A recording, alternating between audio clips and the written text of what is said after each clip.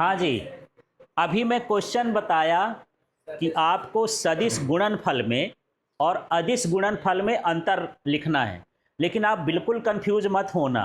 परीक्षा में सदिश राशियों और अदिश राशियों में अंतर आता है, तो राशि का प्रश्न अलग है और गुणनफल का अलग है। अब मैं जो इसमें बता रहा हूँ इसका उल्टा करते जाओगे तो आपको क्या मिल जाएगा, अदिश का। मैं बता रहा हूँ सदिश का, देखना सदिश वाले में क्या लिखोगे, अभी लिखना नहीं, समझना है। जब दो सदिश राशियों का गुणनफल कैसा प्राप्त होता है, अदिश, तो ये क्या कहलाता है, अदिश गुणनफल। इतना लिख दोगे किसमें, अदिश वाले में। सदिश वाले में क्या लिख दोगे, यही, जब दो सदिश राशियों का गुणनफल क्या मिलता है, सदिश राशि मिलती है, तो इसे क्या कहते हैं, सदिश गुणनफल। एक अंतर समझ में आ गया, ठीक है। ये न लिखना। दूसरा अंतर, इसका सूत्र लिखना है। दूसरा अंतर ये है, जब हम लोग अदिश में लिखेंगे तो ए वेक्टर और क्रॉस लिखोगे क्या, बी वेक्टर, बराबर क्या होता है, ए बी साइन थीटा, और ये क्या, एन का कैप माने इसकी दिशा भी होती है। ये किसका सूत्र है, सदिश गुणनफल का। ये किसका है, सदिश का। जब अदिश का लिखोगे तो सिर्फ इतना फर्क है, ए वेक्टर यहाँ क्या लगा दोगे, डॉट, और ये क्या हो जाएगा, बी वेक्टर, ये हो जाएगा ए बी कॉस थीटा। तो जो लोग ये वाला ना पढ़े होगे ध्यान से देखते भी जाओ, इसको पढ़ते हैं क्रॉस प्रोडक्ट, ये है सदिश गुणनफल का सूत्र, और ये डॉट प्रोडक्ट, ये क्या होता है, अदिश गुणनफल का सूत्र। क्लियर हो गया है ना। तो दूसरा अंतर ये हो गया।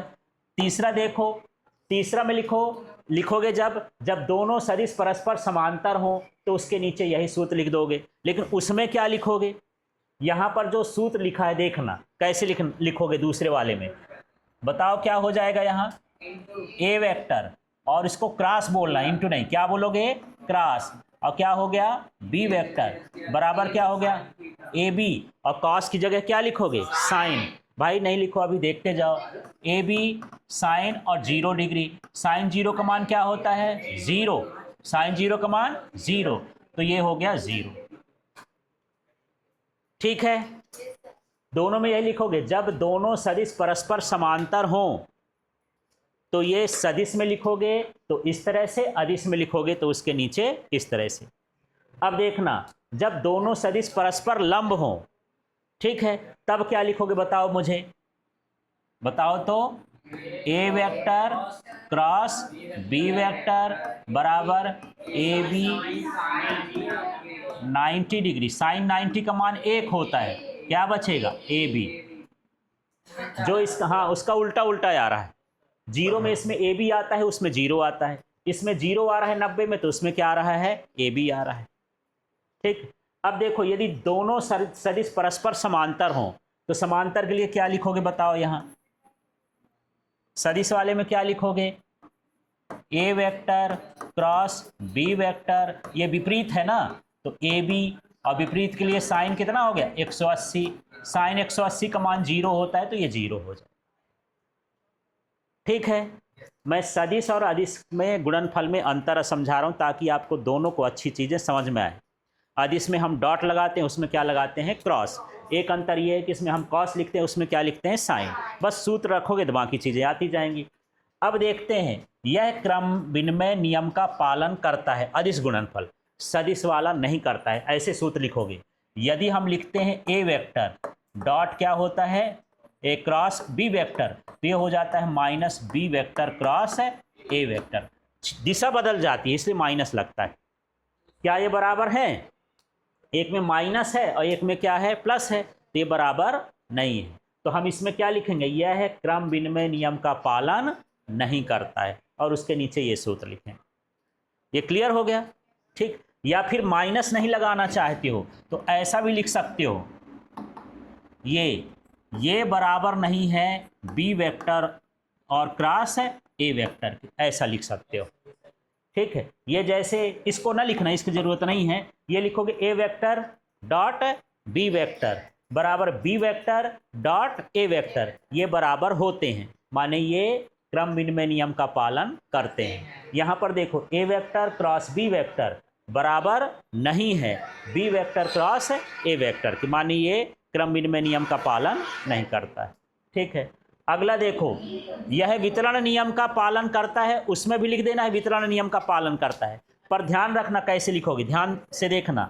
ये ए है, जहाँ डॉट लगा है वहाँ क्या लगाओगे, क्रॉस, फिर क्या लगाओगे, बी वेक्टर, फिर क्या लगाओगे, सी वेक्टर। अब इसका देखो, इधर बनेगा तो क्या बनेगा, ए वेक्टर, फिर क्या लगाओगे, क्रॉस बी वेक्टर प्लस ए वेक्टर प्लस सी वेक्टर। ये अंतर हो गया। आगे देख लेते हैं इसमें।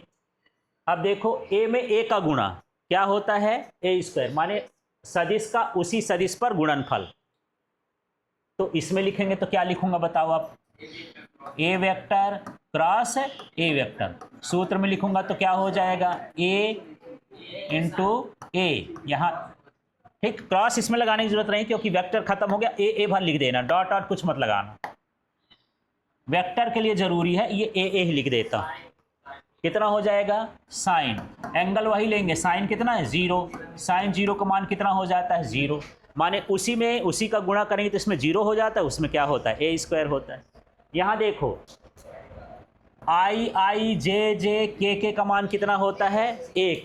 अब यहाँ पर समझना, इसमें लिखता हूँ आई क्रॉस आई, है ना। तो जैसे ए में ए का गुणा कितना होता है, 0, ए में ए का गुणा कितना होता है, 0, तो आई में आई का गुणा क्या होगा, 0, उसी में उसी का ना कर रहे हो, तो इसका भी क्या हो जाएगा, 0, जे में जे का कर देंगे तो 0, और के में के का कर देंगे तो 0, माने ये हो गया पूरा का पूरा 0। इसमें एक आता है, उसमें क्या हो जाएगा, 0। अब इसमें देखना, इसका आई के साथ जे का, इसका अलग अलग लिखना पड़ेगा। आई के साथ यदि हम जे का करेंगे तो ये क्या होता है, के। आई और जे का क्रॉस निकालोगे तो क्या होता है, के। अब मुझे बताना जे और के का क्या हो जाएगा, हाँ, जे और के का क्या हो जाएगा, आई कैप। इसी तरह से के क्रॉस क्या हो गया, आई, तो क्या हो जाएगा, जे। ठीक है, इसको लिखने की जरूरत नहीं, इसको लिखने की जरूरत नहीं, उदाहरण में लिख सकते हो। यहाँ पर बल आघूर्ण या टाउ बराबर लिख देना, टाउ वेक्टर बराबर एफ वेक्टर इंटू आर का वेक्टर, और इसमें एक उदाहरण ये लिख देना।